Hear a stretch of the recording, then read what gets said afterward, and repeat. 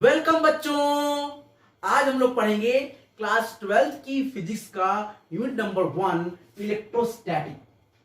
बहुत ही simple, interesting, smart और interactive तरीके से, वो भी 100% फीलिंग के साथ। क्योंकि जो भी चीज आप फील करते हो वो आप भूलते नहीं हो। क्योंकि जो चीज हमें एक बार फील हो जाती है वो हमारे दिल और दिमाग में हमेशा के लिए फिक्स हो जाती है। हम लोग बहुत ही स्मार्ट तरीके से पढ़ने वाले हैं, बिल्कुल 100% फीलिंग के साथ। So let's start feel. सबसे पहले फील करते हैं व्हाट इज इलेक्ट्रोस्टैटिक्स। इलेक्ट्रोस्टैटिक्स क्या है? नाम में ही है इलेक्ट्रो प्लस स्टैटिक्स। मतलब यहां पर जो करंट है, इलेक्ट्रिसिटी है, वो रुकी हुई है। अब करंट रुक कैसे सकती है? इसका मतलब ये हुआ कि इलेक्ट्रिक चार्ज रुका हुआ है। इलेक्ट्रिक चार्ज जब फ्लो होगा तब तो करंट फ्लो होगा। तो इलेक्ट्रिक चार्ज ही रुका हुआ है, इट्स कॉल्ड इलेक्ट्रोस्टैटिक्स। इलेक्ट्रोस्टैटिक्स में हम लोग चार्ज को रुका हुआ मान के, रेस्ट पर मानकर बाकी सब कुछ पढ़ते हैं। तो जिस ब्रांच में चार्ज रुका हुआ होता है, चार्ज इज एट रेस्ट होता है, उस ब्रांच में जो कुछ हम पढ़ते हैं उसे बोलते हैं इलेक्ट्रोस्टैटिक्स। और जिस ब्रांच में चार्ज मूव कर रहा होता है उसे पढ़ते हैं हम लोग इलेक्ट्रोडायनेमिक्स में, जिसमें करंट है, मैग्नेटिक फील्ड है और बाकी सारी चीजें हैं। ठीक है, तो बेसिकली हम लोग आज स्टार्ट कर रहे हैं चैप्टर नंबर 1, यूनिट नंबर 1 का chapter number 1 electric charge and field. इसमें बेसिकली 3 टॉपिक्स हैं जो बहुत इंपॉर्टेंट है। पहला टॉपिक है इलेक्ट्रिक चार्ज। इलेक्ट्रिक चार्ज क्या होता है, कितने टाइप्स के होते हैं, प्रॉपर्टी क्या होती है, ये सब कुछ पढ़ेंगे हम लोग टॉपिक नंबर 1 में। टॉपिक नंबर 2 है इलेक्ट्रोस्टैटिक फोर्स, और इसको हम लोग निकालते हैं कूलम्ब्स लॉ की हेल्प से। सो हम लोग कूलम्ब्स लॉ पढ़ेंगे, जिसमें हम लोग इलेक्ट्रोस्टैटिक फोर्स के बारे में पढ़ेंगे। ये 2 टॉपिक हम लोग आज की क्लास में पढ़ने वाले हैं। और नेक्स्ट क्लास में हम लोग पढ़ेंगे इलेक्ट्रिक फील्ड, जिसमें बहुत इंपॉर्टेंट है गॉस का लॉ, यानी गॉस लॉ या फिर गॉस थ्योरम। तो ये हम लोग टॉपिक 3 पढ़ेंगे, इसके बारे में हम लोग बात नहीं करते हैं। हम लोग आज पढ़ने वाले हैं सिंपली 2 टॉपिक, इलेक्ट्रिक चार्ज और इलेक्ट्रोस्टैटिक फोर्स। ठीक है, तो चलिए आगे बढ़ते हैं हम लोग टॉपिक नंबर 1। हमारा टॉपिक नंबर 1 क्या है? टॉपिक नंबर 1 हमारे पास है इलेक्ट्रिक चार्ज। अब देखो, इलेक्ट्रिक चार्ज तो आपने क्लास 10 में पढ़ाई था कि 2 तरह के चार्ज होते थे, एक प्लस होता था, एक माइनस होता था। प्लस माइनस आपस में अट्रैक्ट करता था, प्लस प्लस रिपल करता था, माइनस माइनस भी रिपल करता था। ये सारी चीजें हम लोगों ने क्लास 10 में पढ़ी थी। ठीक है, अब हम लोग पढ़ेंगे, सबसे पहले स्टार्ट करेंगे what is electric charge. Electric charge क्या होता है, इसको मैं समझाता हूं ऐसे। देखिए, आपके अंदर बहुत सारी प्रॉपर्टी होती है, जैसे खुशी की प्रॉपर्टी, गम की प्रॉपर्टी, एक्साइटमेंट की प्रॉपर्टी, टेंशन लेने की प्रॉपर्टी। ये सारी प्रॉपर्टी आपके अंदर है। और जब ये प्रॉपर्टी आपके अंदर से एक्सप्रेशन के रूप में निकलती है, तो जब खुशी जाहिर करना हो तो आप हंसते हैं, पार्टी मनाते हैं, एंजॉय करते हैं। जब गम आपके अंदर आता है तो आपके आंखों से आंसू बहने लगते हैं। मतलब गम का जो इफेक्ट है वो है आंसू। गम है तो आंसू है। भगवान न करे ऐसा किसी के पास हो। आप हमेशा हंसते रहें, मुस्कुराते रहें, खुश रहें। मैं तो ये हमेशा विश करता रहता हूं।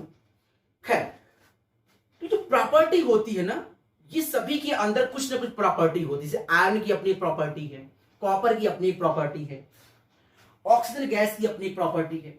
उसी तरह से electron, proton, neutron, meson, positron, यानी कि बेसिक फंडामेंटल जो पार्टिकल्स होते हैं, इन फंडामेंटल पार्टिकल्स का जो एक प्रॉपर्टी होती है, इसे बोलते हैं बेसिक प्रॉपर्टी, वो है चार्ज। जैसे कोई भी पार्टिकल है तो उसकी बेसिक प्रॉपर्टी होती है मास। अगर कोई पार्टिकल है जो एग्जिस्ट करता है तो उस पे मास पक्का होगा।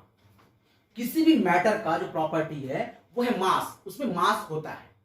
ठीक उसी तरह से किसी भी जो हमारे फंडामेंटल पार्टिकल हैं उनकी बेसिक प्रॉपर्टी है चार्ज, मतलब उसमें चार्ज होता है।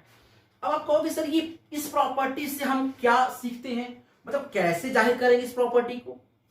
तो देखो, जैसे जब आपके अंदर खुशी होगी तो आपके आसपास जश्न का माहौल होगा। और जब आपके पास गम होगा तो आप जहां भी जाओगे आपके आसपास बहुत ही सैड माहौल होगा और आपके आंखों से आंसू बहेंगे।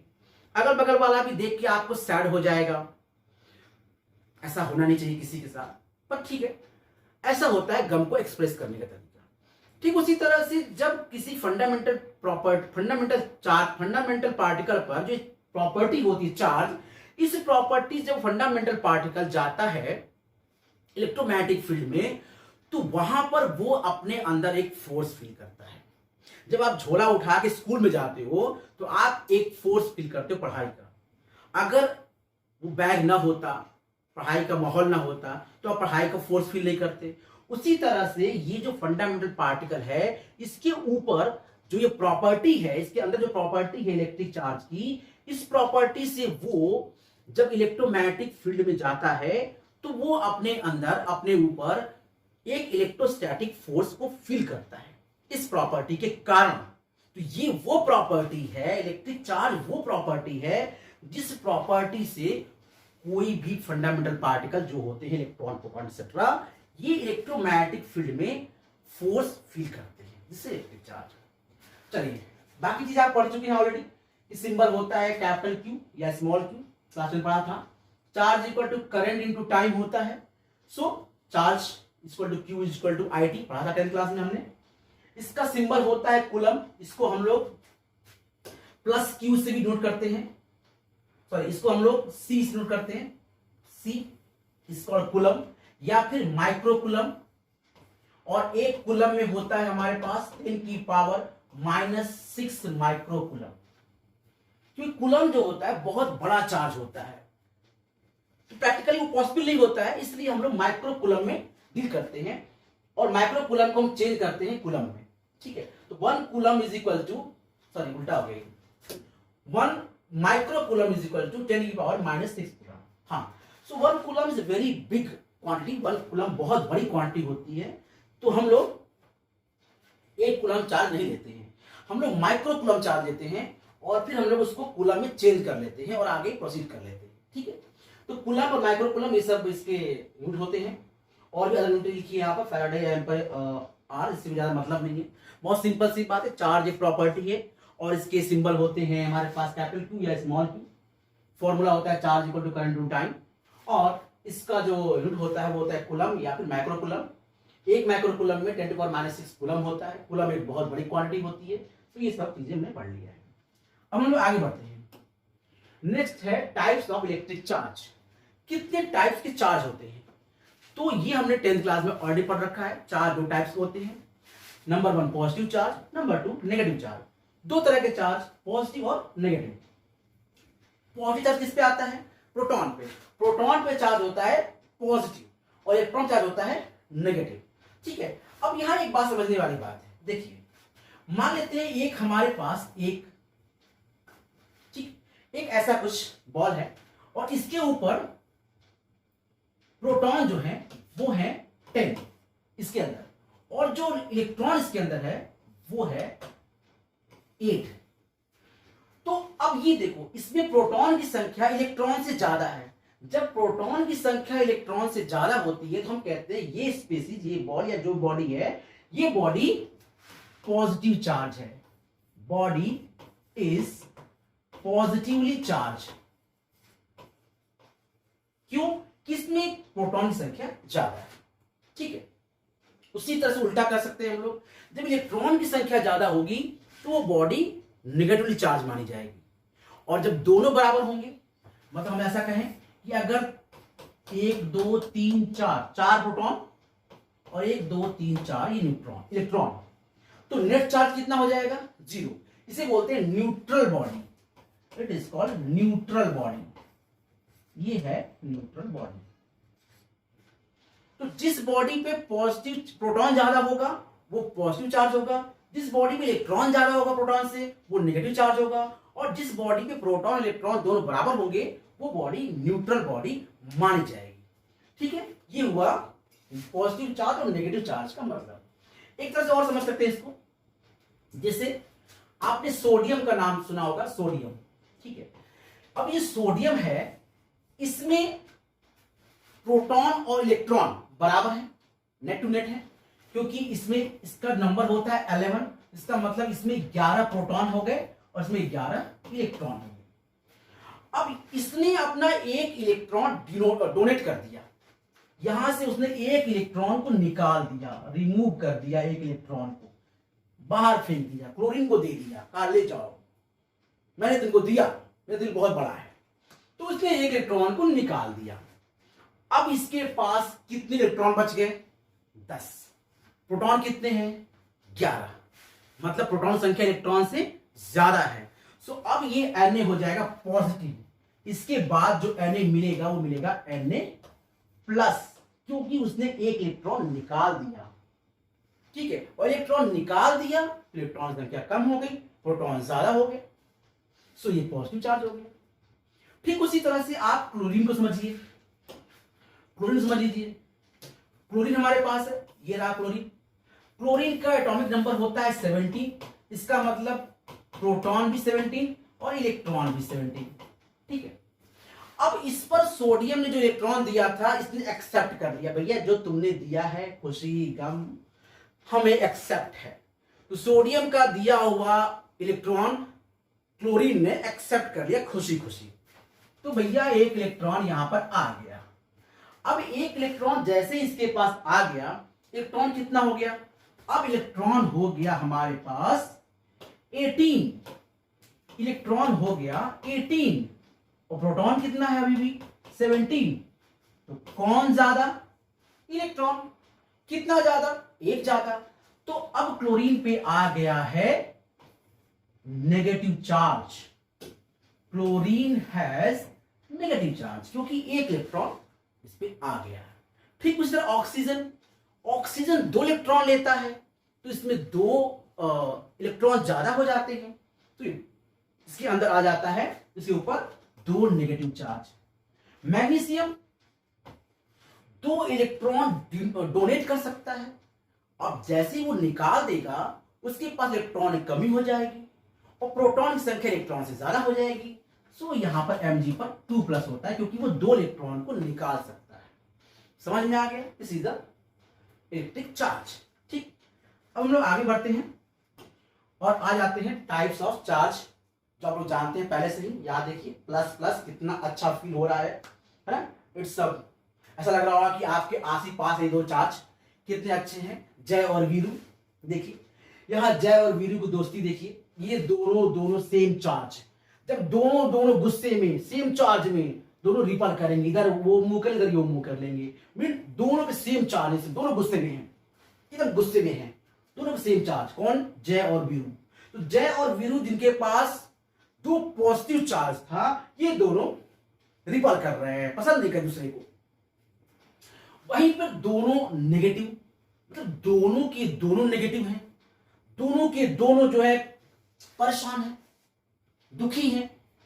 तो आदमी दुखी होता है, परेशान होता है, तो वो बिल्कुल अकेला रहता है, किसी से मन नहीं करता वो किसी से बात करे, अपने रूम में पैक रहता है। भगवान न करे कि आपके साथ कभी ऐसा हुआ, मैं तो खुश रहा करी। लेकिन अगर 2 लोग दुखी हैं तो वो भी एक दूसरे से बात नहीं करते हैं, वो भी रिपल करते हैं। पॉजिटिव है तो भी रिपल करेंगे, नेगेटिव है तब भी रिपल करेंगे। लेकिन अगर एक पॉजिटिव और एक नेगेटिव है, मतलब एक बेचारा दुखी है लेकिन एक बहुत खुश है, तो वो अट्रैक्ट करेंगे। मतलब वो जो दुखी है बेचारा, जो खुश है, वो जाएगा दुखी वाले इंसान के पास और जो उसे जाकर सांत्वना देगा, उसे न्यूट्रल करने की कोशिश करेगा, उसे खुश करने की कोशिश करेगा। मीन्स पॉजिटिव और नेगेटिव आपस में क्या करेंगे? अट्रैक्ट करेंगे। ठीक है, इसे कहते हैं लाइक चार्ज। तो लाइक चार्जेस मतलब एक जैसे चार्ज, लाइक मतलब एक जैसे। तो जो एक जैसे चार्जेस होते हैं वो रिपल करते हैं और जो अपोजिट चार्जेस होते हैं वो अट्रैक्ट करते हैं। ठीक है, चलिए आगे बढ़ते हैं हम लोग। सो आगे हमारे पास है अब प्रॉपर्टीज ऑफ चार्जेस। देखिए चार्ज की वैसे तो बहुत सारे प्रॉपर्टीज होते हैं, ठीक है। जैसे चार्ज के पास जिस पे चार्ज होता है इलेक्ट्रॉन पे, उसके मास भी होता है। Charge is a scalar quantity, जो चार्ज होता है वो होता है स्केलर क्वांटिटी। इसको भी याद रखेंगे हम लोग कि charge is a scalar quantity. लेकिन बेसिकली हम इन 3 प्रॉपर्टी के बारे में बात करने वाले हैं। एग्जाम में आपको सिंपल पूछा जाता है कि चार्ज की 3 प्रॉपर्टी बताइए, right, 3 property of electric charges. बस सिंपली आपको 3 प्रॉपर्टी लिखनी है, जैसे एडिटिव प्रॉपर्टी, क्वांटाइजेशन प्रॉपर्टी और कंजर्वेशन प्रॉपर्टी। कभी कभी हो सकता है क्वेश्चन पूछा जा सकता है कि what is quantization of charge या what is conservation of charge, explain this. तो हम इसे भी पढ़ेंगे अभी थोड़ी देर में। तो सबसे पहले पढ़ते हैं हम लोग additive property. So what is the property of addition.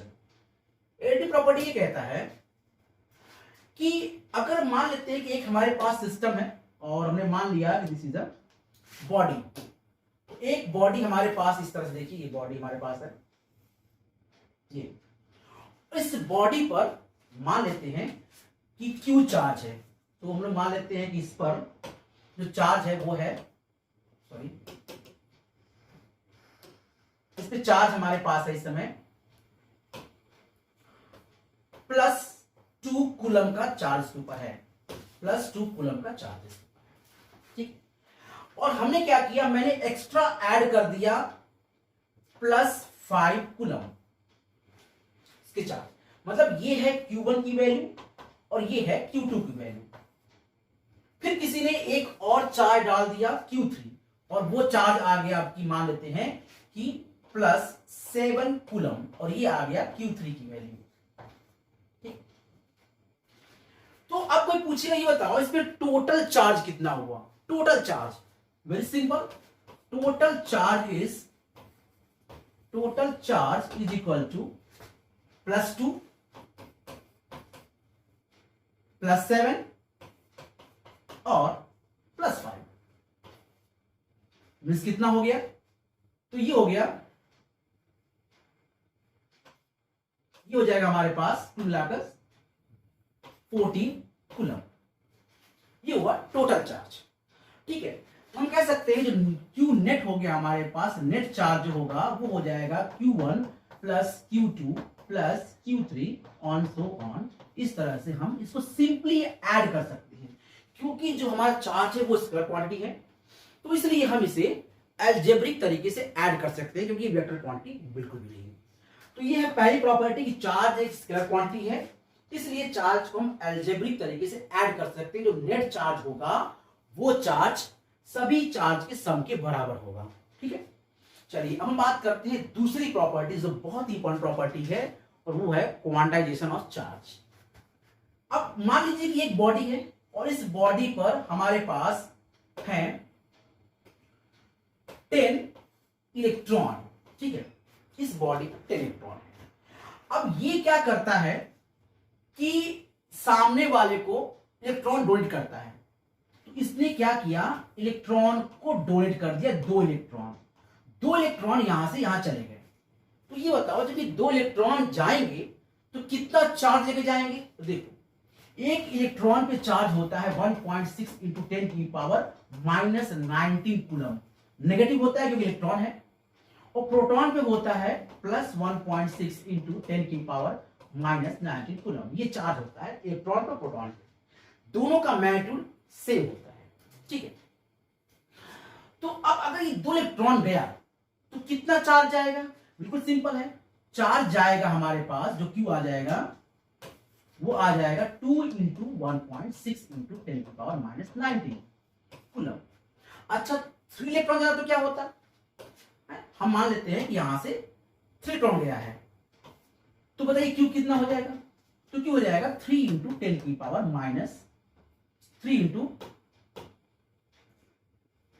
1.6 × 10⁻⁻19 coulomb, simple.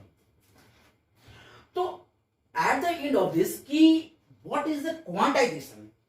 Quantization मतलब होता है कि कोई भी जो नेट चार्ज होगा किसी भी बॉडी पर वो 1.6 × 10⁻⁻19 कूलम का इंटीग्रल मल्टीपल होगा,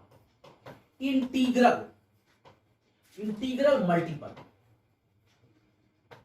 तो फिर से एक बार समझ लीजिए कि जब भी चार्ज ट्रांसफर होता है इसका मतलब इलेक्ट्रॉन ट्रांसफर हो रहा है, और कभी ऐसा तो नहीं हो सकता कि 1.5 इलेक्ट्रॉन ट्रांसफर हो गया या 2.5 इलेक्ट्रॉन ट्रांसफर हो गया। कभी सुना है कि आधा इलेक्ट्रॉन चला गया।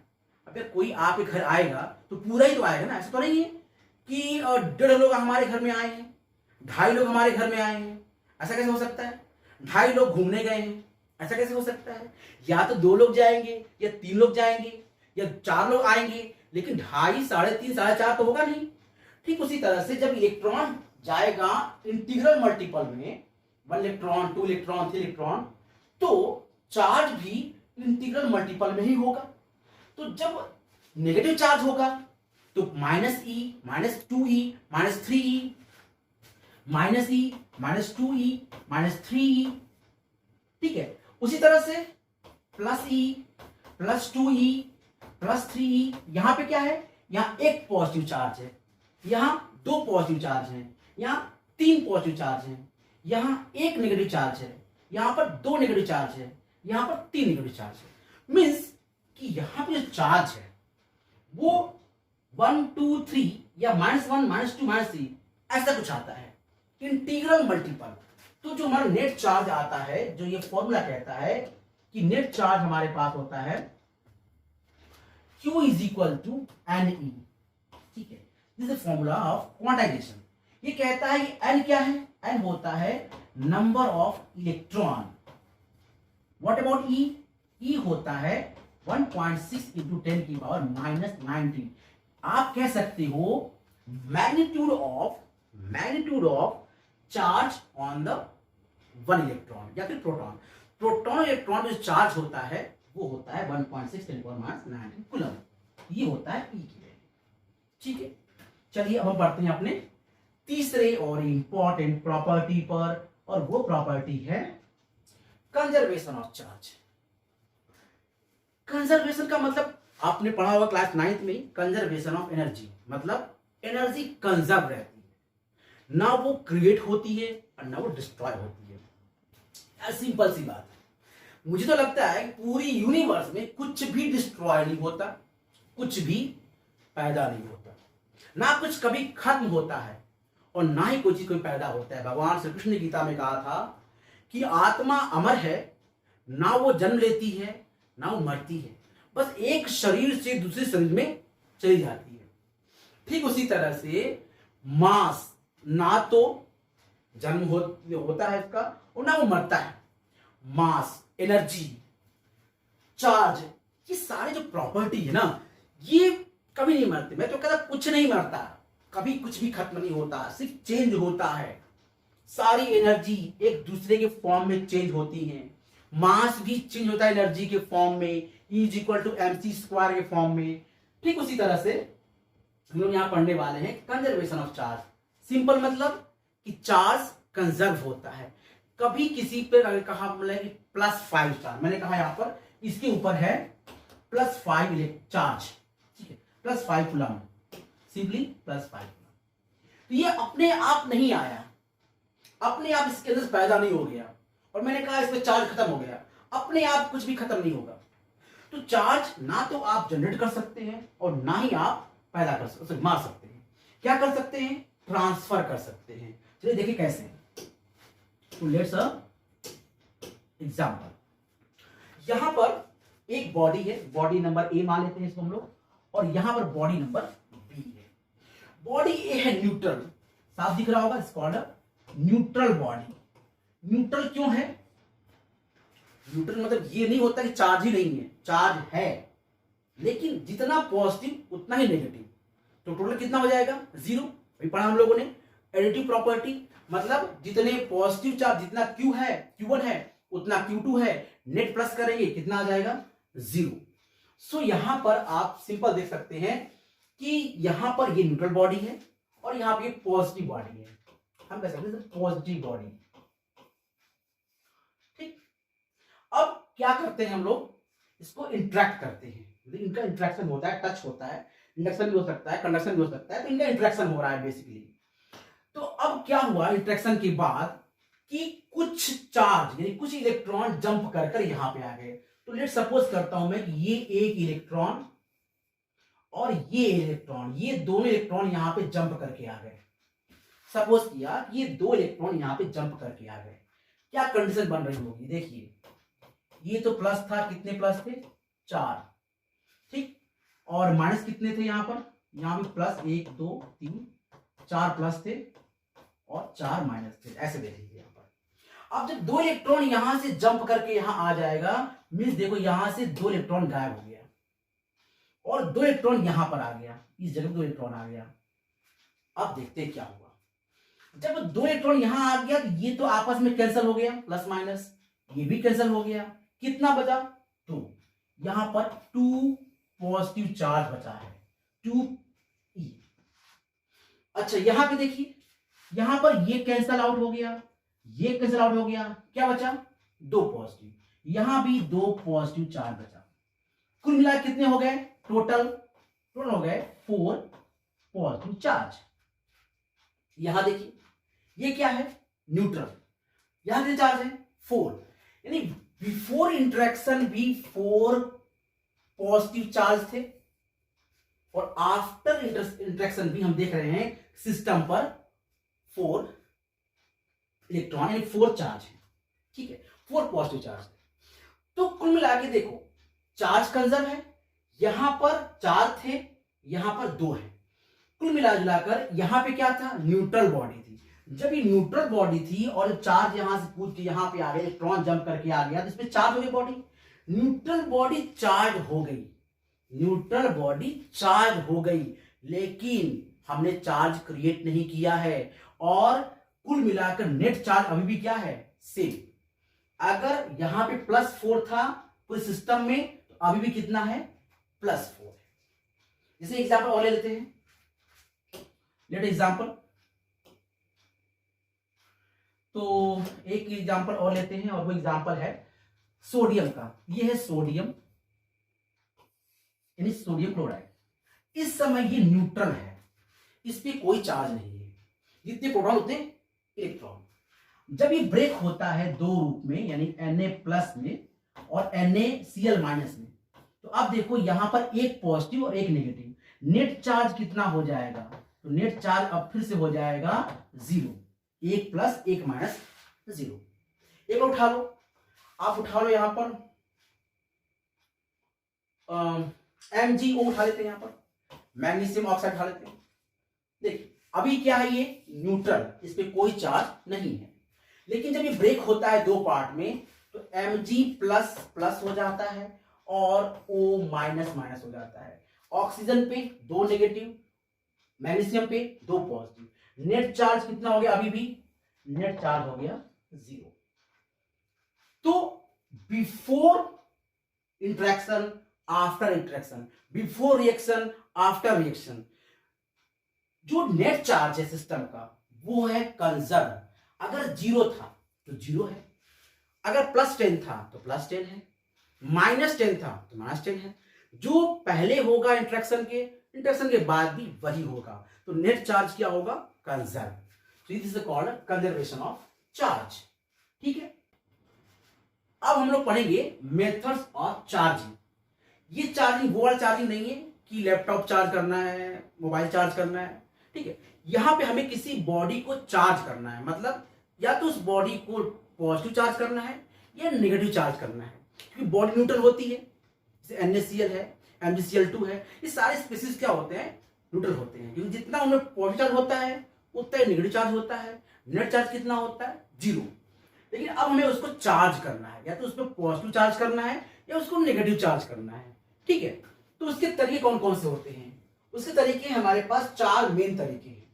पहला फ्रिक्शन मेथड, दूसरा कंडक्शन मेथड, तीसरा इंडक्शन मेथड और चौथा पोलराइजेशन मेथड, ठीक है। इन चारों को हम लोग बारी बारी से पढ़ेंगे, लेकिन चौथा जो मेथड है बाइपोलराइजेशन, इसको हम लोग पढ़ेंगे सेकेंड चैप्टर में, ठीक है, कि उससे हम लोग कैसे चार्ज करते हैं सेकेंड क्लास में, मतलब सेकेंड टॉपिक जो है इलेक्ट्रोस्टैटिक पोटेंशियल एंड कैपेसिटेंस, उसमें हम लोग पढ़ेंगे कि कैसे पोलराइजेशन से किसी चीज को चार्ज कर सकते हैं, ये चीज वहां पढ़ेंगे। यहां हम लोग पढ़ेंगे 3 चीजें, बाय फ्रिक्शन, बाय कंडक्शन और बाय इंडक्शन, ठीक है। तो आते हैं पहला मेथड हमारे पास क्या है, चार्जिंग बाय फ्रिक्शन। मतलब यहां पर सिंपल दो बॉडी को आपस में रब किया जाता है।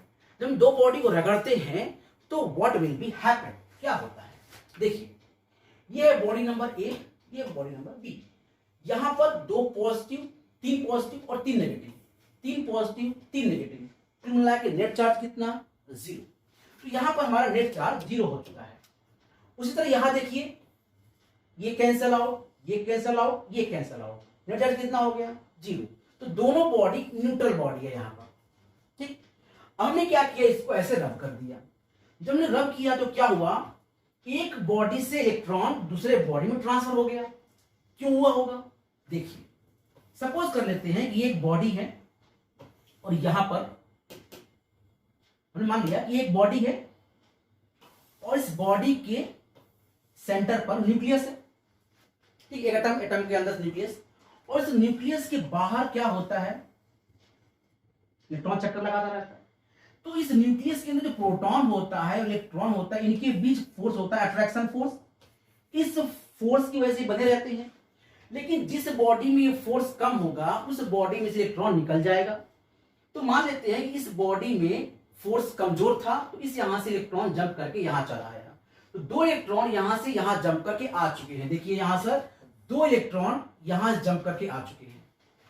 तो 2 इलेक्ट्रॉन जंप करके आ गए, मतलब यहां पर कितना हो गया, यहां पर देखिए ये तीनों तो आपस में कैंसल आउट कर रहे थे, लेकिन यहां पर ये दो चार्ज आ चुका है। देखिए ये है 2 पॉजिटिव चार्ज, और ठीक उसी तरह से यहां पे भी 2 पॉजिटिव चार्ज आ चुका है, सॉरी 2 नेगेटिव चार्ज, और यहां पर 2 पॉजिटिव चार्ज आ चुका है। नेट चार्ज कितना है, अभी भी नेट चार्ज है 0, ठीक। तो नेट चार्ज अभी भी यहां पे 0 है, क्योंकि 2 पॉजिटिव 2 नेगेटिव। कैसे हुआ, जब हमने 2 बॉडी को रब किया तो कमजोर इलेक्ट्रोस्टैटिक फोर्स वाला बॉडी से इलेक्ट्रॉन निकलता है, दूसरे बॉडी में चला जाता है, और इस तरह से दूसरा बॉडी चार्ज हो जाता है। दोनों बॉडी चार्ज हो जाते हैं, एक नेगेटिव चार्ज हो जाएगा, एक पॉजिटिव चार्ज हो जाएगा। जिस बॉडी से इलेक्ट्रॉन निकलेगी वो पॉजिटिव चार्ज हो जाएगा, जहां इलेक्ट्रॉन जाएगा वो नेगेटिव चार्ज हो जाएगा, लेकिन टोटल चार्ज सेम होगा, क्योंकि यहां पर भी कंजर्वेशन ऑफ लॉ लग रहा है, चार्ज हमेशा कंजर्व होता है, ठीक है। चलिए हम लोग आगे बढ़ते हैं, और नेक्स्ट टॉपिक हमारे पास है चार्जिंग बाय कंडक्शन। हमने सीखा अभी charging by friction, friction charge कैसे करते हैं। अब देखते हैं हम लोग कंडक्शन से चार्ज कैसे करते हैं। यहां पर एक न्यूट्रल बॉडी है, बॉडी ए मान लेते हैं यहां पर, और यहां पर एक दूसरी बॉडी है, बॉडी बी। आप देख रहे होंगे ये बॉडी पर 5 पॉजिटिव चार्ज हैं, मतलब ये बॉडी 5 पॉजिटिव चार्ज इसके ऊपर हैं, और इस बॉडी पर कोई चार्ज नहीं है क्योंकि न्यूट्रल है। न्यूट्रल का मतलब ये नहीं कोई चार्ज नहीं है, चार्ज तो है लेकिन जितना पॉजिटिव उतना नेगेटिव, तो ये न्यूट्रल बॉडी है, प्लस माइनस सब कुछ बैलेंस है, ठीक। तो ये न्यूट्रल बॉडी, यहाँ पर जितने प्लस है उतने ही माइनस है, तो सारे कुछ बैलेंस है, नो नेट चार्ज हियर, कोई चार्ज नहीं है, पूरा बॉडी न्यूट्रल है। और यहाँ पर देखिए 5 चार्ज है, 5 पॉजिटिव चार्ज है, मतलब यहाँ इलेक्ट्रॉन संख्या कम है, प्रोटॉन संख्या 5 ज्यादा है यहाँ पर, इसलिए 5 पॉजिटिव चार्ज है यहाँ पर। अब इसको मैं टच किया, कंडक्शन का मतलब होता है टच करना। जब हम टच करते हैं 2 बॉडी को तो वहां से चार्ज कंडक्ट होता है, फ्लो होता है, वो इलेक्ट्रॉन इलेक्ट्रिसिटी फ्लो नहीं, यहां पर चार्ज फ्लो हुआ। तो क्या हुआ होगा देखते हैं। यहां पर पहले क्या था केस, पहले था यहां पर 5 पॉजिटिव चार्ज थे, और यहां मान लेते हैं सब न्यूट्रल था, कोई चार्ज नेट चार्ज यहां पर नहीं था, नेट चार्ज कोई नहीं था यहां पर, सब कुछ बैलेंस था। अब इलेक्ट्रॉन जंप किया, यहां से ये वाला इलेक्ट्रॉन यहां जंप करता है, ये वाला इलेक्ट्रॉन यहां जंप कर जाता है, 2 इलेक्ट्रॉन यहां जंप कर जाते हैं। जब 2 इलेक्ट्रॉन यहां जंप कर जाते हैं तो यहां पर कितना पॉजिटिव बच गया, 3 पॉजिटिव, क्योंकि इलेक्ट्रॉन यहां कैंसिल कर दिए इसको, तो यहां बच गया 3 पॉजिटिव, और यहां पर 2 निकल गया तो कितने पॉजिटिव एक्स्ट्रा हो गए, 2 पॉजिटिव। तो बेसिकली ये हमारा 2 चार्ज पॉजिटिव हो गया। फिर समझिए, जब ये दूर दूर थे तो ये न्यूट्रल था, यहां 5 पॉजिटिव, जब हमने टच किया तो यहां 2 इलेक्ट्रॉन निकल के यहां चले आए, जब ये यहां चले आए तो यहां 2 पॉजिटिव चार्ज हो गया, मतलब प्रोटॉन की संख्या 2 ज्यादा हो गई इलेक्ट्रॉन की संख्या से, ये बॉडी पर 2 पॉजिटिव चार्ज आ गया। तो बेसिकली हमने क्या किया, क्या हमने चार्ज दिया था, नहीं दिया, मेरे पास चार्ज था ही नहीं, हमने 2 बॉडी बस सिंपली टच किया। जैसे ही टच किया एक बॉडी से इलेक्ट्रॉन दूसरी बॉडी में चली गई, और एक बॉडी पॉजिटिव चार्ज हो गई, दूसरी बॉडी नेगेटिव चार्ज हो गई। तो ये है methods of charging, method charging by conduction. दो बॉडी को टच करके भी हम किसी बॉडी पर चार्ज एक्वायर कर सकते हैं। ठीक है, नेक्स्ट आगे बढ़ते हैं और इसको कॉल्ड चार्जिंग बाय इंडक्शन। भाई देखो ये वो वाला इंडक्शन नहीं है चूल्हा वाला जिसपे खाना बनाते हैं। बहुत से बच्चे खाना बनाते होंगे घर पे, हाँ चाय बनाते हैं ना आप लोग, हाँ नहीं बनाते कहाँ होंगे। चाय पीने में जो आनंद आता है बनाने में कहाँ आता है। मम्मी लोग बनाती है, पापा लोग बनाते हैं। ये पापा कहाँ बनाते हैं, मम्मी लोग बनाती होगी। आप लोग चाय नहीं बनाते होंगे ना। नहीं, बहुत से बच्चे ऐसे होते नहीं है जो खाना तक बनाते हैं, और बनाना चाहिए, ये हुनर है, टैलेंट है। खाना बनाना एक हुनर है, खाना बनाना चाहिए और मम्मी पापा को खिलाना चाहिए। मतलब खुद तो खाना चाहिए, लेकिन मम्मी पापा को भी अपने हाथ से खाना बना के खिलाइए, देखिए बहुत आनंद आता है। अरे बहुत हो गया मम्मी पापा के हाथ से, मम्मी हाथ से खाते खाते खाते कभी मम्मी को भी बनाए खिलाया करिए, मैगी या फिर चाउमीन, चाय, कॉफी, जो भी आपको अच्छी लगती हो। ठीक है, चलिए आगे बढ़ते हैं और हम लोग पढ़ते हैं अपने नेक्स्ट टॉपिक पर, चार्जिंग बाय इंडक्शन। इंडक्शन मतलब क्या होता है, दूर से आपने पास पास रखा है लेकिन टच नहीं किया, थोड़ा दूरी बना के रखा है और फिर भी इलेक्ट्रॉन जंप कर गए, सॉरी फिर भी ये चार्ज हो गया। मीन्स कि मैंने दो बॉडी को टच नहीं किया है फिर भी ये चार्ज हो गया। पहला था फ्रिक्शन, रगड़ा तो इलेक्ट्रॉन गया, दूसरा था टच करते इलेक्ट्रॉन चला गया, और तीसरा है टच भी नहीं किया आप तो दूर रखा है फिर भी ये बॉडी चार्ज कैसे हो गई। क्योंकि जब टच ही नहीं करेंगे इलेक्ट्रॉन ट्रांसफर नहीं होगा, इलेक्ट्रॉन ट्रांसफर नहीं होगा तो फिर ये चार्ज कैसे होगा, है ना। काफी कमाल की बात। तो चलिए हमने लेते हैं यहां पर, मान लेते हैं ये वाला रॉड नहीं है हमारे पास। जब ये नहीं है, एक सिंपल न्यूट्रल बॉडी है जिसमें जितने पॉजिटिव है उतने ही नेगेटिव है, कुल मिला के न्यूट्रल बॉडी है ये स्टार्टिंग में। ठीक है, अब हमने क्या किया है, ये देखिए 1 2 3 4 5 6 7 नेगेटिव 7 पॉजिटिव, ऐसा कुछ है यहाँ पर, और ये न्यूट्रल बॉडी है, सब कुछ यहाँ पर इसके अंदर है। जैसे ही इसको लेके आया, ये क्या किया, ये नेगेटिव चार्ज इधर अट्रैक्ट हो गया पॉजिटिव की तरफ पर। इस बॉडी के अंदर जो नेगेटिव पॉजिटिव सब एक साथ एक जगह थे, सेंटर ऑफ जो इसका नेगेटिव चार्ज था और वो सेंटर ऑफ पॉजिटिव चार्ज के बराबर था। अब यहाँ पर जो नेगेटिव चार्ज है वो एक तरफ शिफ्ट हो चुका है। नेगेटिव चार्ज जब एक तरफ शिफ्ट हो गया पॉजिटिव की तरफ, तो पॉजिटिव इधर आ गया। इसका मतलब ये बॉडी एक तरह से पोलराइज हो गई, इसे बोलते हैं पोलराइज हो जाना। नेगेटिव चार्ज का एक तरफ शिफ्ट होना, पॉजिटिव चार्ज का एक तरफ शिफ्ट होना, मतलब ये पोलराइज हो गया एक तरह से। तो ये पोलराइज हो गया, ठीक है। चलिए अब हमने क्या किया कि यहां पर इसे ग्राउंड कर दिया। ग्राउंड से मैंने इसे अर्थिंग बोलते हैं, अर्थिंग दे दिया, इसे बोलते हैं अर्थ। तो मैंने इसे अर्थ दे दिया है, अर्थिंग दे दी है इसको। जब ऐसा करते हैं तो यहां से इलेक्ट्रॉन निकलना शुरू होता है और जाकर इस वाले पॉजिटिव चार्ज को न्यूट्रलाइज कर देता है। इससे इसने न्यूट्रलाइज कर दिया, ये पॉजिटिव चार्ज गायब हो गया। आप ऐसा सोच सकते हैं कि यहां से सारे पॉजिटिव चार्ज ग्राउंड में चले गए, या फिर इलेक्ट्रॉन निकलते हैं इसे खत्म कर देते हैं, मार देते हैं, खत्म कर देते हैं इसको। तो अब इसके पास ये जितने पॉजिटिव थे वो यहां निकल गए। अब हमने क्या किया, ग्राउंड हटा दिया, अर्थिंग हटा दिया, और यहां क्या बच गए, नेगेटिव चार्ज। अब हमने इसको भी हटा दिया, क्या बच गए, सिर्फ नेगेटिव चार्ज। देखिए यहां से 4 स्टेप। नंबर 1 स्टेप आपने क्या किया, नंबर 1 स्टेप आपने ये किया कि एक कंडक्टर लेके आए जिसके ऊपर पॉजिटिव चार्ज डिस्ट्रीब्यूट था। तो जिधर पॉजिटिव चार्ज था उस साइड में नेगेटिव चार्ज आ गया, और इसके अपोजिट में क्या आ गया, पॉजिटिव चार्ज आ गया। दूसरा स्टेप क्या था, मैंने अर्थिंग दे दी। जैसे अर्थिंग दे दिया सारे पॉजिटिव चार्ज चले गए अर्थ में, ठीक। थर्ड स्टेप क्या था, मैंने अर्थिंग काट दिया, हटा दिया, उखाड़ दिया। तो फिर क्या होगा, फिर यहां पर जो पॉजिटिव चार्ज जो था वो खत्म हो चुका है। अब ये नेगेटिव चार्ज बच गया। अब ये नेगेटिव चार्ज इसमें डिस्ट्रीब्यूट होगा, लेकिन कैसे होगा, ये तो खींच रखा है इसको। तो अब लास्ट एंड फाइनल स्टेप में हम इसको भी हटा देंगे और देखिए नेगेटिव चार्ज पूरा डिस्ट्रीब्यूट हो गया। तो 4 स्टेप एंड फाइनल स्टेप, फिर मिला के 5 स्टेप हियर, ठीक है। फिर से एक स्टेप में इसको लाते ही चार्ज की शिफ्टिंग होगी, शिफ्ट होगा। दूसरे में अर्थिंग होगी, तीसरे में अर्थिंग कट होगा, और चौथे में पूरा चार्ज डिस्ट्रीब्यूट हो जाएगा। तो ये बॉडी अब चार्ज हो चुकी, जो पहले न्यूट्रल थी अब ये नेगेटिव चार्ज हो गया है। उसी तरह हम लोग यहां पर अगर नेगेटिव लेके आते तो ये बॉडी पूरा पॉजिटिव चार्ज होती। कैसे, अगर नेगेटिव लाते यहां पर, अगर यहां नेगेटिव लेके आते, यहां पॉजिटिव आ जाता, यहां नेगेटिव आ जाता। अर्थ देते नेगेटिव गायब हो जाता, नेगेटिव गायब हो जाता तो क्या बचता है यहां पर, सिर्फ पॉजिटिव। और इसे हटा देते पूरा पॉजिटिव डिस्ट्रीब्यूट हो जाता। तो हम इसी तरह से किसी न्यूट्रल बॉडी को बाय इंडक्शन चार्ज कर सकते हैं, नेगेटिव या फिर पॉजिटिव। ठीक, चलिए आगे बढ़ते हैं।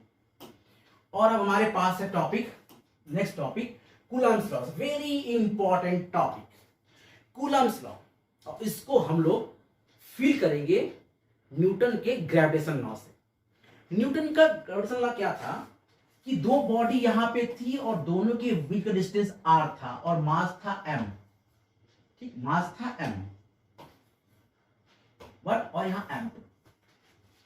ठीक, उसी तरह कंपेयर करिए, जहां मास m1 है वहां पे चार्ज q1 है, जहां मास m2 है वहां चार्ज q2 है, बीच का डिस्टेंस r है। दो बॉडी जिनके बीच डिस्टेंस r और एक बॉडी पे प्लस q चार्ज, एक बॉडी पर सॉरी एक बॉडी में q1 चार्ज, एक बॉडी पर q2 चार्ज, पॉजिटिव नेगेटिव कुछ भी हो सकता है।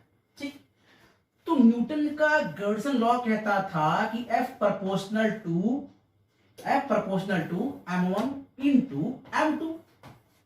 ठीक उसी तरह से यहां पर F proportional to q1 into q2। फिर यहां देखते हैं न्यूटन कहते थे F प्रोपोर्शनल टू 1/r², तो यहां भी F प्रोपोर्शनल टू 1/r²। ठीक, और जब इसको कंबाइन किया गया तो ये आ गया F is equal to G m1 m2 by r², ये बन गया। उसी तरह से ये बन जाएगा F is equal to K m1 m2 sorry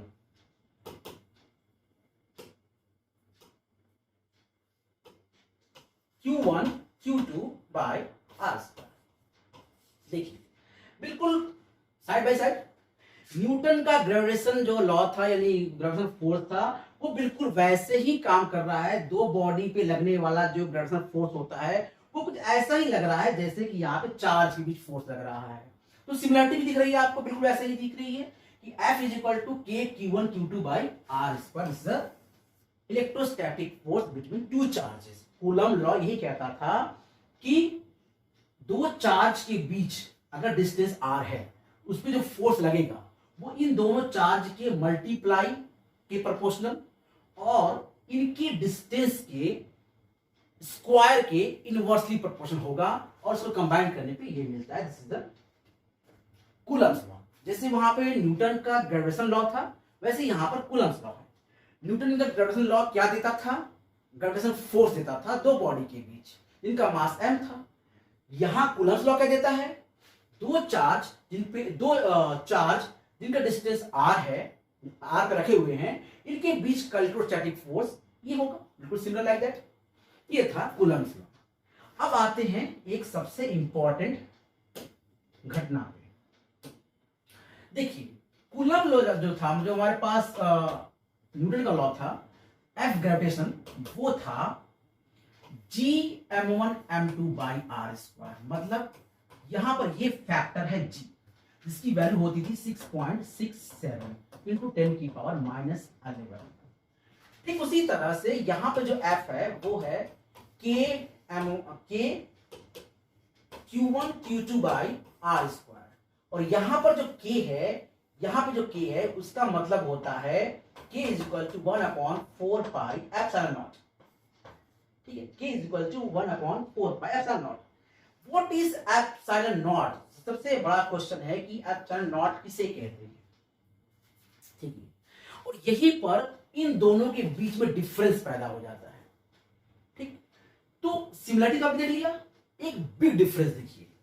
big difference ये है, ये यूनिवर्सल कांस्टेंट है, मतलब इसकी वैल्यू चेंज नहीं होती है।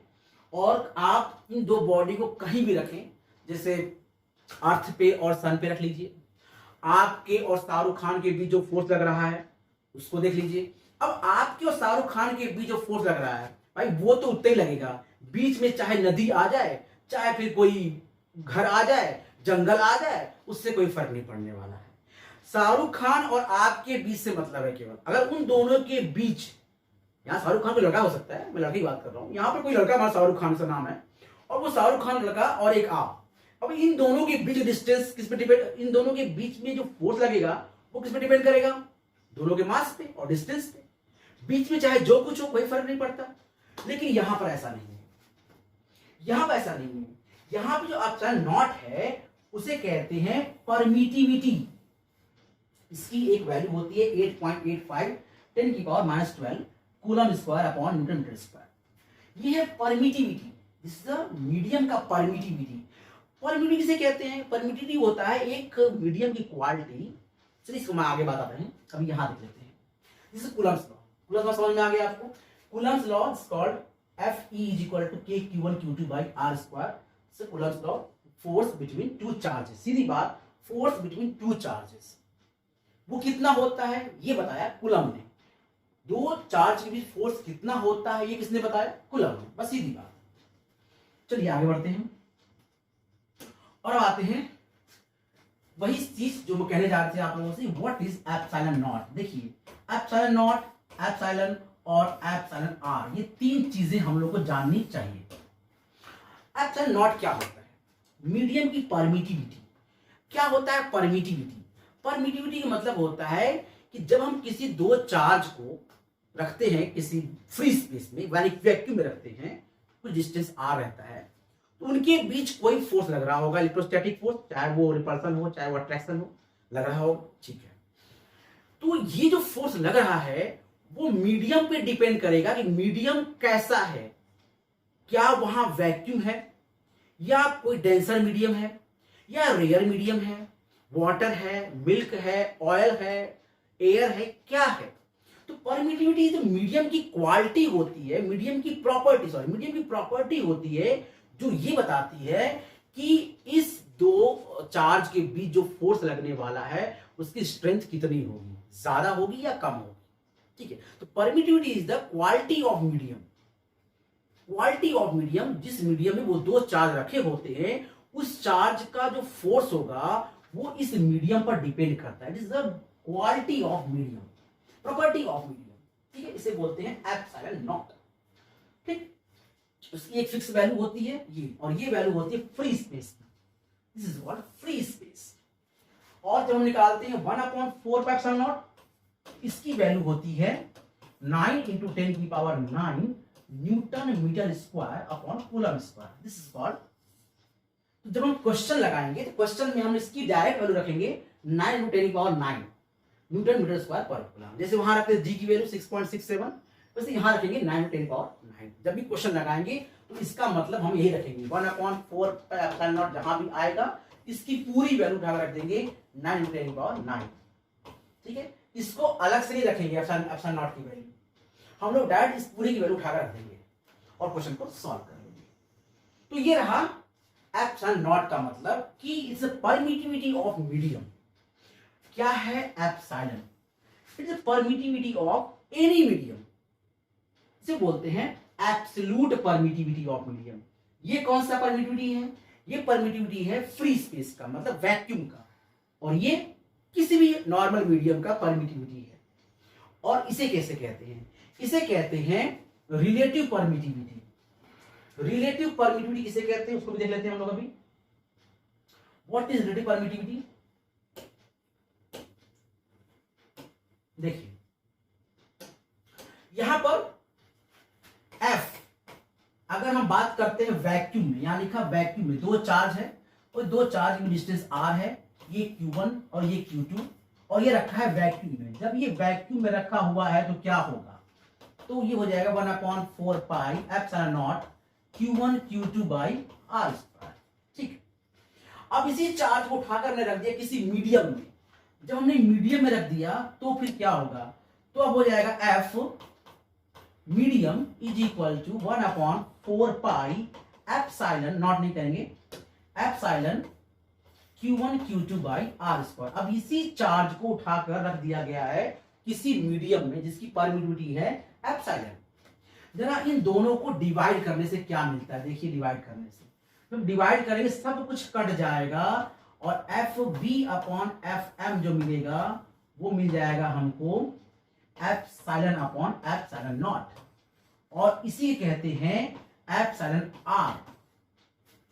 तो दो तरह से आप बता सकते हैं। पहला, एप्सिलॉन जो आर है वो है रिलेटिव परमिटिविटी ऑफ मीडियम, मतलब मीडियम की permittivity with respect to vacuum.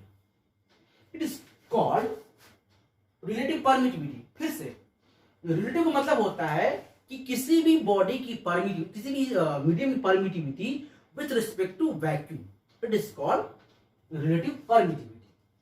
और वो किसके बराबर होता है? वो बराबर होता है F vacuum upon F medium. दो चार्ज को वैक्यूम में रखिए, उसका फोर्स निकाल लीजिए, दो चार्ज को उस मीडियम में रखिए, उसका फोर्स निकाल लीजिए, दोनों को डिवाइड कर दीजिए, रेशियो निकालिए, और वो जो रेशियो होगा वही होगा एप्सिलॉन आर, रिलेटिव परमिटिविटी, जिसको हम लोग डाई इलेक्ट्रिक कांस्टेंट भी कहते हैं। डाई इलेक्ट्रिक कांस्टेंट क्यों कहते हैं डाई इलेक्ट्रिक? क्योंकि कोई भी मीडियम, वैक्यूम को छोड़ दीजिए आप, उसके अलावा अगर कोई भी मीडियम अगर आप बीच में रख देते हैं तो उसका फोर्स कम हो जाएगा, मतलब फोर्स को कम कर देता है, मार देता है ये, इसलिए इसका नाम है डाई इलेक्ट्रिक। ठीक है, सो डाई इलेक्ट्रिक कांस्टेंट क्या होता है? किसी भी मीडियम की permittivity with respect to vacuum is called relative permittivity और डाई इलेक्ट्रिक कांस्टेंट। फिर से, what about epsilon naught, permittivity of vacuum? What is the permittivity? It is the property of medium, ठीक है, बाय विच वी डिसाइड कि how much force acting between two charges kept at R distance in vacuum. Very good. Now what about epsilon? Epsilon होता है medium की permittivity, जैसे वो vacuum की थी वैसे मीडियम की है। और what about epsilon R? This is the medium की permittivity with respect to vacuum. तो ये है मीडियम की परमिटिविटी वैक्यूम के रेस्पेक्ट में। Ratio of force acting between two charge kept at a distance r in vacuum to the same charge having same charge kept at the same distance in a medium। तो उन charge को अगर हम vacuum में रखें वो force, और उसी चार्ज को मैं मीडियम में रखूं वो फोर्स, सेपरेशन दोनों का सेम, और उन दोनों का जो रेशियो आएगा उसी बोलते हैं एप्सिलॉन आर। और आप एग्जाम में सिंपल लिख देना उठाकर, this is permittivity of medium with respect to permittivity of vacuum. Permittivity of medium with respect to vacuum is called relative permittivity। ठीक है, epsilon upon epsilon naught is called epsilon R. ठीक है, चलिए वो अच्छी बात है। अब हम लोग आगे बढ़ेंगे और नेक्स्ट हम लोग आ चुके हैं similarity among the electrical and gravitation force. क्या है सिमिलरिटी? सिमिलरिटी, पहला क्या सिमिलरिटी था कि वो जो ग्रेविटेशन फोर्स था Fg था, वो प्रोपोर्शनल था m1 m2 के, और ये किसी प्रोपोर्शनल है? ये प्रोपोर्शनल है Fe q1 इंटू q2 की, सिमिलरिटी हो गया। दूसरा, F proportional to 1 upon R square, यहां भी F proportional to 1 upon R square है, ये भी सिमिलरिटी है। तो दो मेन सिमिलरिटी है, एक both forces obey the inverse square law, F proportional 1 upon R square, ठीक है। और दोनों फोर्सेज आप देख रहे हैं कि जहां पर मास है वहां पर चार्ज है, ये मास के प्रोडक्ट के बराबर है, ये चार्ज के, और दोनों सेंट्रल फोर्स होते हैं। ये तीन हमारा सिमिलरिटी हो गई। What about difference? डिफरेंस क्या है?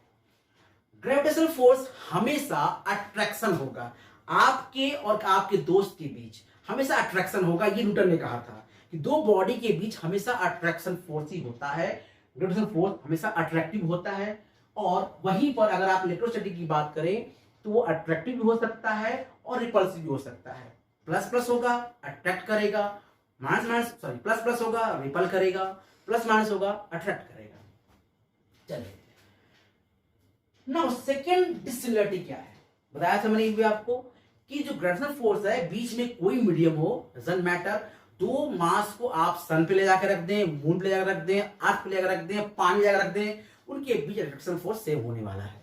लेकिन यहां पर कूलम्स लॉ कहता है ऐसा नहीं है, ये डिपेंड करता है एप्सिलॉन पर, यानी कि परमिटिविटी पर। इसीलिए ये मीडियम पर डिपेंड करता है। टेंशन मीडियम होगा फोर्स कम होगा, रेयर मीडियम होगा फोर्स ज्यादा होगा, ये कहता है। ठीक, चलिए अब आगे बढ़ते हैं। अब हम लोग आ चुके हैं vector form of Coulomb's law. Very very very important topic. अभी तक जितना पढ़ा उसमें सबसे इंपॉर्टेंट अगर कुछ है तो vector form of Coulomb's law. और इसको आप लोग बहुत ध्यान से समझिएगा, आपको 2 मिनट में समझ में आ जाएगा और इसे आप कभी जिंदगी में नहीं भूलने वाले हैं। ठीक, थोड़ा सा दिल लगाने की जरूरत है, फील कीजिए फिजिक्स और feel, for physics, for feel. थोड़ा सा फील करेंगे तो आपको समझ में आएगा फिजिक्स क्या चीज है। देखिए यहाँ पे 2 चार्ज है, प्लस प्लस, और एक चार्ज जो ये वाला है ये इधर रिपल हो रहा है, ये चार्ज इधर रिपल हो रहा है, दोनों पे चार्ज Q1 Q2 और डिस्टेंस बीच का R है।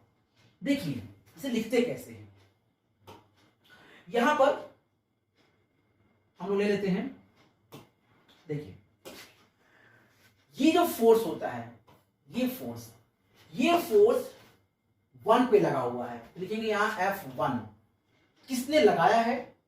2 ने लगाया है, लिखेंगे यहां F12 का मतलब होता है फोर्स ऑन 2 ड्यू टू 1, मतलब Q1 पर फोर्स लगा है Q2 की वजह से।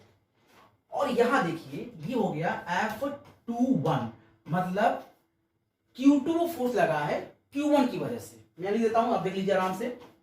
F12 का मतलब होता है force on Q1 due to Q2, और F21 का मतलब होता है force on Q2 due to Q1। तो यहां पर ये फोर्स इधर लग रहा है, ये फोर्स इधर लग रहा है। अब इसे लिखते कैसे देखिए, सिंपल तरीका लिखने का इसका, हम लिखेंगे यहां पर F12, ध्यान दीजिए यहां लिखेंगे F12, मतलब ये वाला फोर्स ले रहा हूं मैं, इधर लग रहा है। तो F12 क्या हो जाएगा? 1/4 pi epsilon naught Q1 Q2 by R12, और यहां लिखेंगे हम लोग R12 कैप। अब इसका मतलब क्या हुआ? देखिए इसका मतलब हुआ कि जो डायरेक्शन होगा फोर्स का, वो ये डायरेक्शन होगा, ये फोर्स का डायरेक्शन है। तो R12 क्या है? R12 है direction towards Q1 from Q2। देखिए फिर ध्यान से, यहां क्या कह रहा है? ये कह रहा है कि डायरेक्शन है वो Q1 की तरफ है, कहां से? Q2 से। F12 का मतलब क्या हुआ? Force on Q1 due to Q2, और फोर्स और R12 क्या हुआ? Distance, direction towards Q1 from Q2। अब देखिए इसको मैं ऐसे लिख सकते हैं, अगर लिखना चाहें तो इसको हम लोग ऐसे लिख सकते हैं। देखिए मैंने बोला कि F12 is equal to 1/4 pi epsilon naught Q1 Q2 by R12 vector, और यहां लिखा R12 कैप।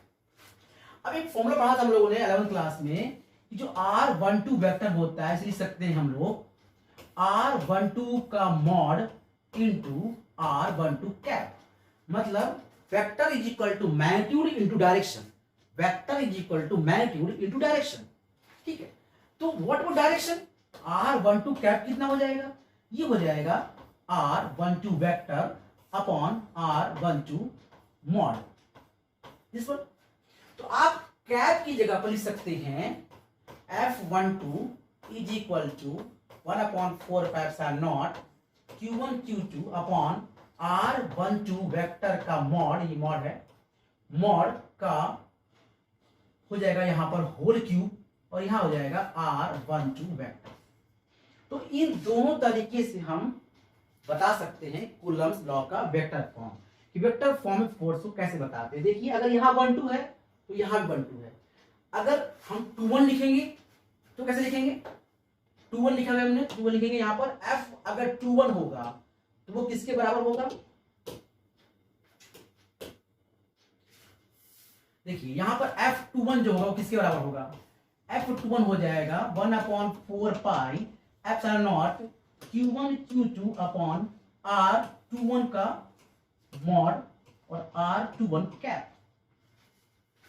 ठीक, ये F21 हो गया और ये F12 हो गया।